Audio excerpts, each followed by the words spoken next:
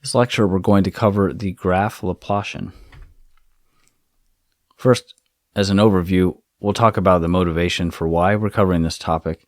We'll then go on to define what the graph Laplacian is and some of its useful properties, and then we'll try to come back and apply it to something practical like graph partitioning and node clustering. The motivation here is getting a gut feeling for the Laplacian, I think, will help you connect how the machinery of linear algebra can be used for things related to graphs. And that's just an interesting exercise to go through.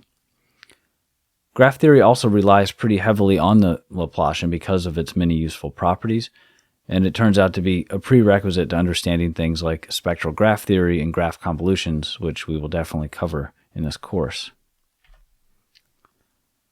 Well, let's get to defining the Laplacian. If you're familiar with the adjacency matrix, that has briefly the same number of rows and columns, which is equal to the number of nodes.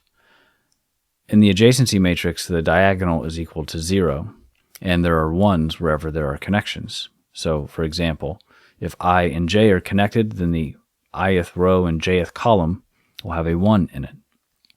And the degree matrix, if you're familiar with that, is just the diagonal, where the diagonal has the degrees of each node and zeros everywhere else. And the Laplacian is just the degree matrix minus the adjacency matrix. Or, in other words, the degree is in the diagonals where I equals to j. There's a -1 if the element ij is part of the edge set, and it's 0 otherwise. And another way of writing this for each component is this Dirac delta, where this little delta is 0 unless I and j are identical, and that multiplies the degree, so that pulls out this term here. It's only there if I is equal to j, and then otherwise you subtract the adjacency matrix. Well, that's all well and fine, but what is the Laplacian? What does it do? One way to understand is to multiply it by a set of node features. Imagine we have some set of features given here by x, where each node has a value.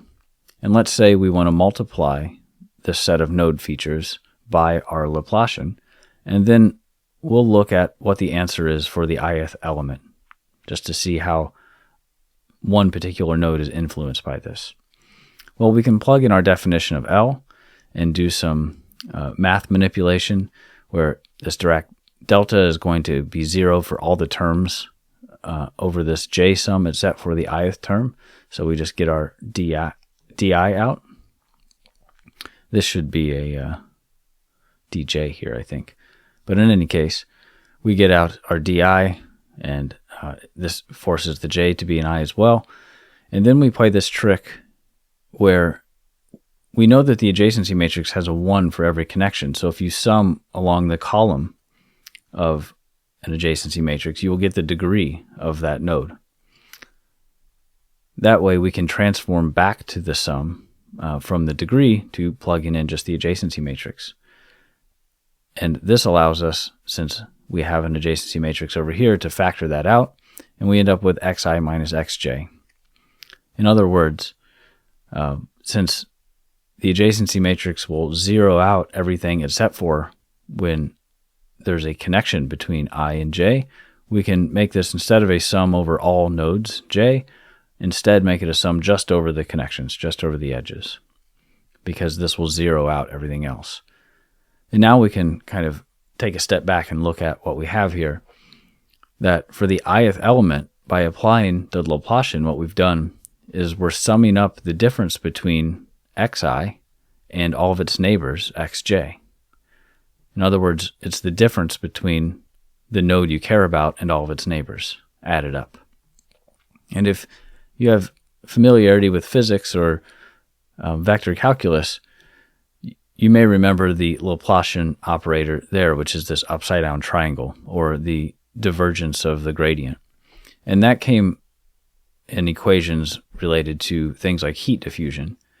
And what it represented was the average difference between a point and a small sphere around that point. In other words, if you had like a temperature field, and the Laplacian of the temperature would tell you how different is the temperature at this point relative to the points around it. And then with that information, you could talk about how the heat would spread through the material, for example. Well, this is a kind of a discrete equivalent of that. But instead of having this continuous space where we can draw spheres around it, we instead have a graph where we have neighbors that are connected by edges. And this is a sort of similar thing, but here it's for a point I, we're summing up all of the differences between it and all of its neighbors, xj. We could, of course, turn this into an average by normalizing the number of neighbors or something like that. But to see this more formally, Bronstein covers this in his geometric deep learning paper from 2017. It's kind of an interesting connection.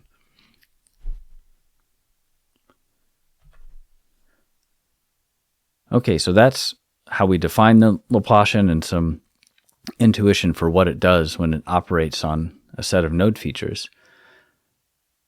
We are going to take a quick tangent to cover some basic linear algebra concepts that you're probably familiar with, but hopefully this will give you a refresher and also add a little bit of that gut intuition, because we're going to be using them to derive some of these useful properties, which will then be used for our practical applications.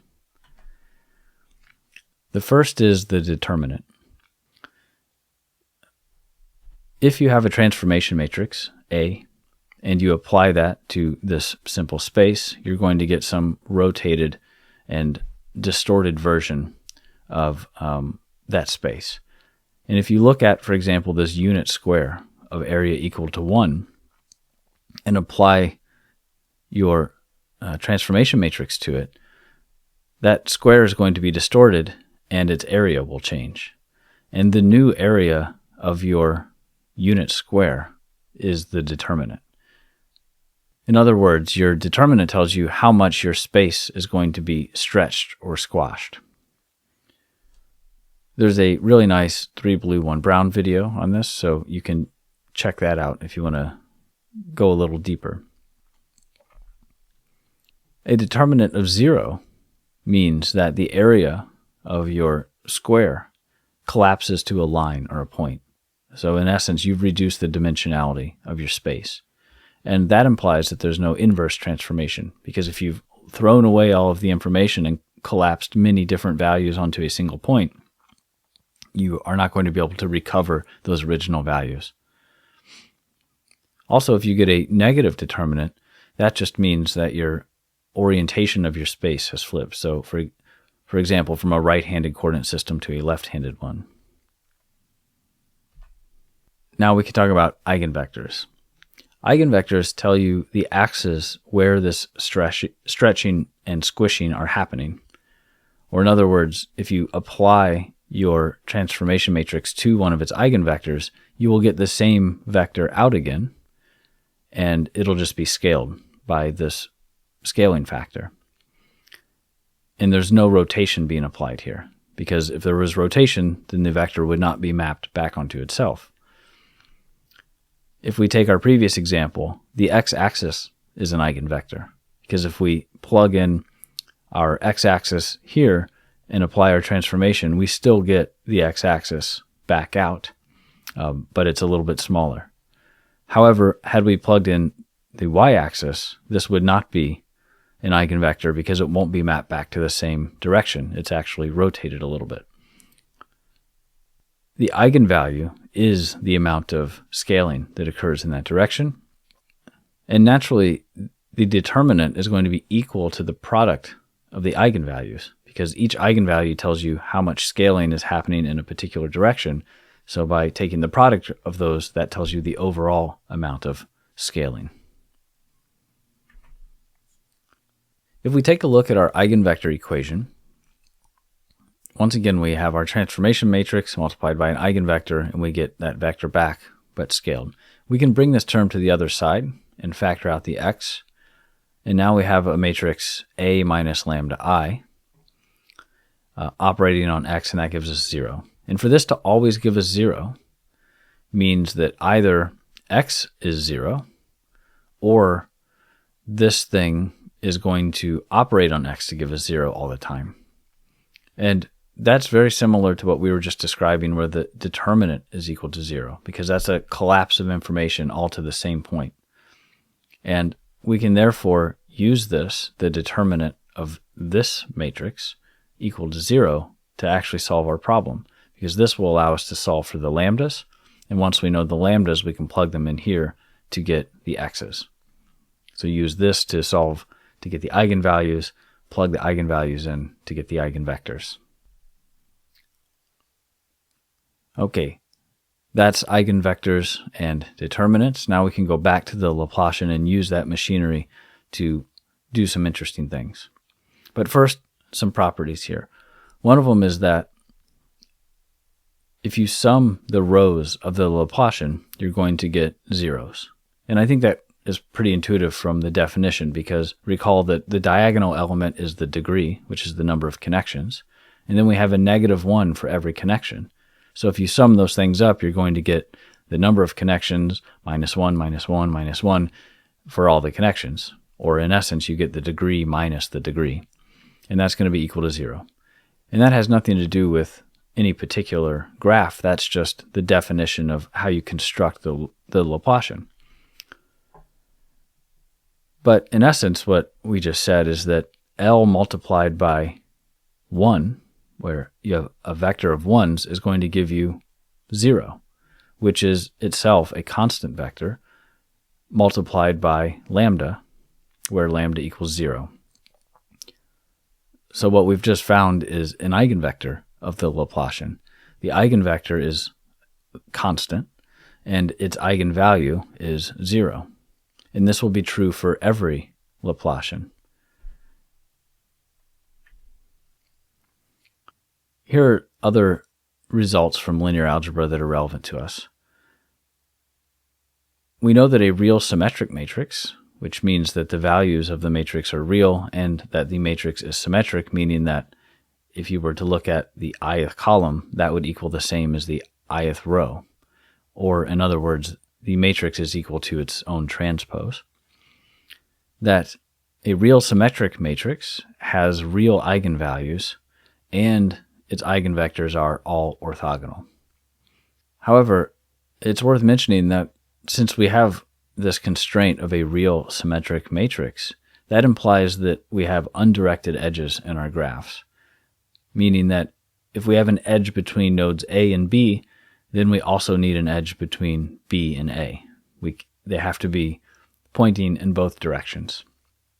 Another result is that all eigenvalues are non-negative, and the determinant of a matrix, as we said, is equal to the product of the eigenvalues, but we just showed that we have an eigenvector whose eigenvalue is equal to 0.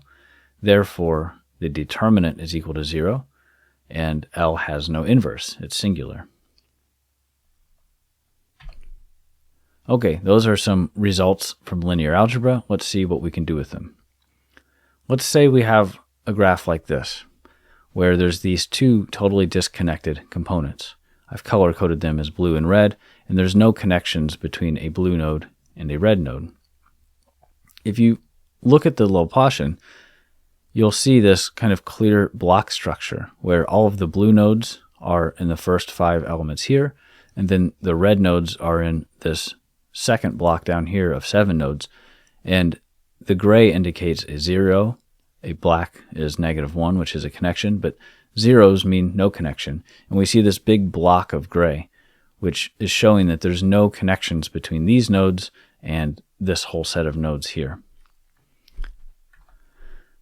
And since our matrix is symmetric, then we have the same block over here and a block of no connection here, and then we have our red nodes represented as this. But there's nothing stopping us from treating these graphs as two separate entities, and we could construct Laplacian matrices for each of these blocks independently, which I've called here L1 and L2. And since these are Laplacians, their same properties will apply, and in that case we have a vector of 1s that if we apply here, we're going to get all zeros, And similarly for L2, we could have 7 ones stacked up here, which will get, that'll be an eigenvector with eigenvalue 0. Because any of these things will have the same property where the degree is along the diagonal, and we have negative ones to cancel that out when we sum these up. However, we can bring this back into our original domain by keeping the ones where each of our nodes are for this block, and then just filling in zeros for the rest.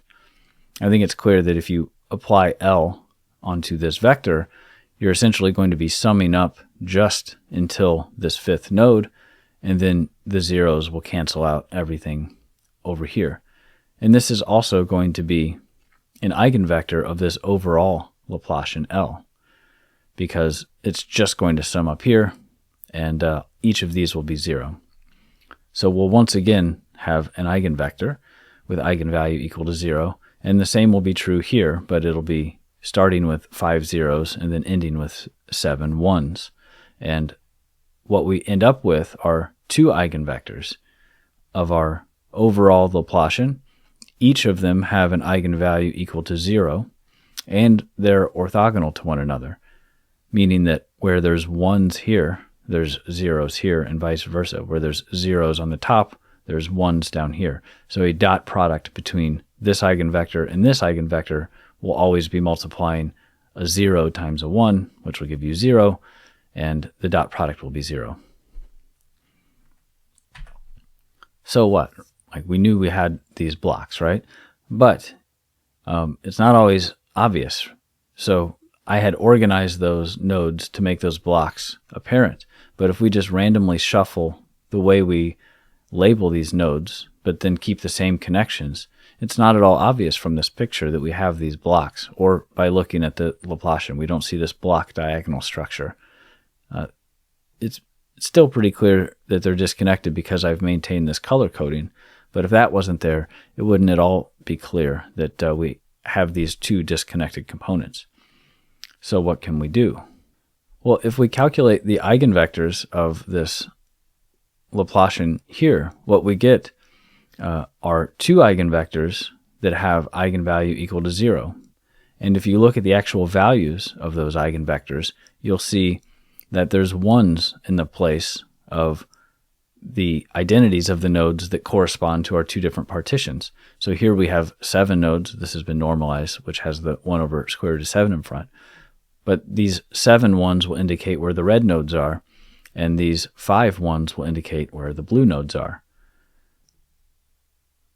I think it's clear how this could be useful. If you don't know how many disconnected components you have in your graph, you take the Laplacian and figure out how many eigenvectors have eigenvalue equal to 0, and then the values of those eigenvectors will tell you where those nodes actually are and what their identities are, so that you can form and separate out these number of disconnected components. Okay, let's talk about another linear algebra concept of positive semi-definite. The definition of that would be that if you have some matrix L and you sandwich it between these this arbitrary vector x and its transpose, that if this quantity is greater than or equal to 0, then it's positive semi-definite. And what you see is if we plug in the definition of the Laplacian, you can feel free to pause this and work through the math. But it works out that this is the quantity where you have the adjacency matrix, which will select only edges that are connections. And then you have xi minus xj squared. Now, xi minus xj squared is always going to be positive because this is squared. And if you're summing up a bunch of positive things, you're never going to end up with a negative quantity. So that's how we prove that L is positive semi-definite. Why is that interesting? Well, let's start to use that. Let's say we want to cluster our graph into 2 components. In this case, we don't have disconnected components like we were doing before, but instead we want to cluster them based on similarity or something. Well, let's take this quantity, which we know is greater than or equal to 0, and define x to be the identifier for our clusters. So we'll put a +1 if the given node is part of cluster A, and we'll put a -1 if it's part of cluster B. If we think of it from that perspective and write out what the equation is, we see that if I and j share a connection and are of the same cluster, then we have the same value being subtracted here. So xi minus xj, if xi and xj are the same, then this will be 0. However, if there's a connection between xi and xj, but they're in different clusters, we get a value of 2. You'll either have 1 minus -1 squared divided by 2, or -1 minus 1 squared divided by 2. In other words, if we can find an x that minimizes this overall quantity, we end up finding the cluster assignment that minimizes cross-cluster edges. So to say that one more time, if xi and xj share a connection but they're in the same cluster, there will be no penalty to pay. It's equal to 0. However, if they share a connection but are in different clusters, there will be a penalty of 2. So if we can find the right x that assigns these x's such that this overall quantity is minimized, we will in turn have found cluster assignments for each of the nodes so that the number of edges crossing that assignment is minimized. However, that's a combinatorially difficult problem. What if we instead relax this constraint that x is either +1 or -1 and instead let it be real valued?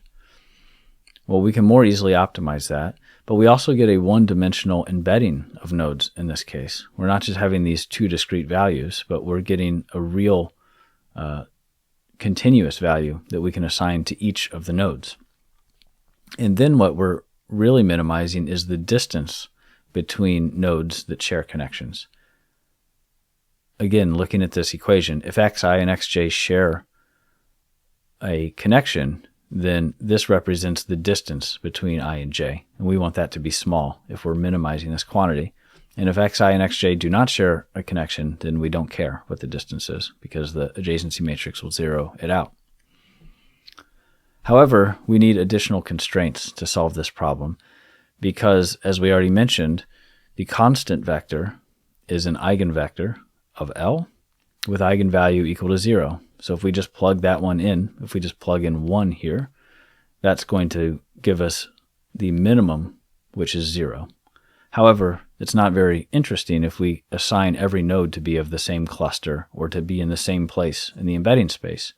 That's not going to tell us anything. That's a trivial solution. That means we're going to need additional constraints. So one constraint can be that we want the center of mass to be about the origin. So that way we can't assign all of the nodes on one side or to the other, but they have to be spread equally about the origin. And that means the sum of x is equal to 0, or x dot 1 is equal to 0. And if the dot product of these two things are equal to 0, then that implies that they're orthogonal. So x has to be orthogonal to the constant vector.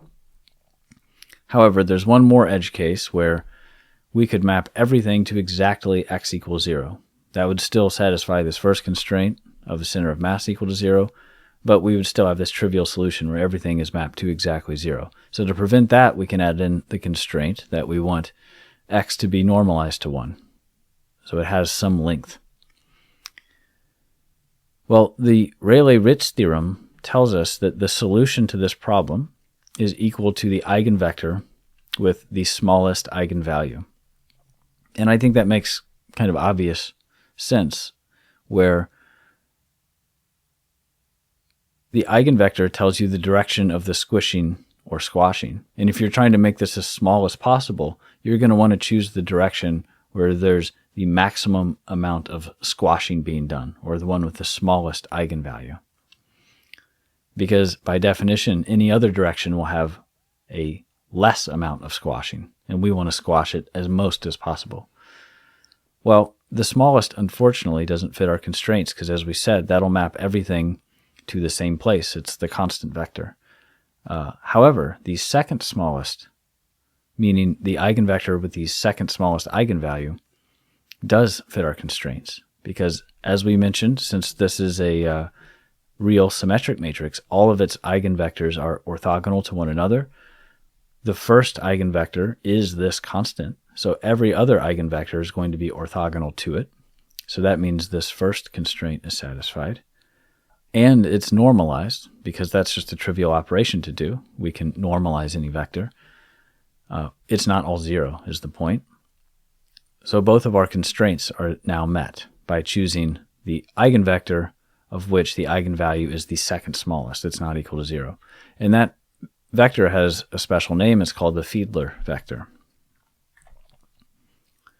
And if you take this first eigenvector, these are the values. Each node will have a value associated with it. And we can turn that into a cluster assignment by merely taking the sign of this. So all the negative values would be mapped to -1, and all the positive values would be mapped to +1. And in that way, we can use this embedding to get a cluster assignment. I did this with the Karate Club graph, which you may have heard of. This represents people who were in the same karate club and had these social connections encoded by edges, but then later split into two different factions. And that's sort of given as the ground truth of what you're trying to predict typically, is which faction they ultimately joined based on their social interactions outside of that context. And the faction that they joined is represented by the color here, the blue and red. And I constructed the Laplacian of this graph, calculated its eigenvectors, and took the one with the second smallest eigenvalue. And for each node, I plotted its value in that eigenvector and then sorted so that the smallest one is here, and this is its actual value. It's around -0.4, all the way up to the largest one, which had +0.2. And what you see is there's a clear differentiation of color here. And if we draw our decision threshold at 0, meaning the negative ones are in one cluster and the positive ones are in another cluster, it almost perfectly separates the blue from the red. And in fact, if it wasn't for the different number of nodes in blue and red, it might have done that. But clearly, this is giving us excellent information about how to cluster this based only on the first eigenvector. And you can imagine how we could extend this to include information for more eigenvectors. We don't have to only look at the first one. And this is actually a dimensionality reduction technique you may have heard of called Laplacian eigenmaps. I believe this is in scikit-learn. They can apply this to regular data, not just graph data, by essentially forcing the construction of a graph. And the way they do that is they'll define some small neighborhood, and they'll say, okay, for any point, draw an edge between it and any other points that lie within that small neighborhood. And that way they've adapted their raw data into this graph structure. And once they've done that, they can construct a Laplacian and find the eigenvectors of it, and then sort those eigenvectors by the magnitude of their eigenvalues. They'll drop the first one, since that's just going to give you a vector of constants. But the rest of them, they can stack as columns. And then the k-dimensional embedding of the node becomes its values of those k eigenvectors. So it's sort of like principal component analysis, where you find the vectors that have maximum variation, and you only choose the top however many you're willing to take, and that will explain a large amount of the variation that you have. In this case, we're actually finding the eigenvectors of the Laplacian, and however many you take, that will be your k-dimensional embedding. And there's also a technique called spectral clustering, which does essentially this exact same thing, but then it applies k-mean clustering on top of these eigenvectors. So these are techniques you may have seen in other contexts. I just wanted to make the connection that this is exactly what we're doing in this case. If we look once again at this definition and expand out what this is, we mentioned x can be any vector here. Well, let's choose x to be a normalized eigenvector and see what we get. If we plug a normalized eigenvector in for x, we will of course get x back out, but scaled by lambda. And since it's normalized, xtx is just going to give us 1. We're left with just lambda.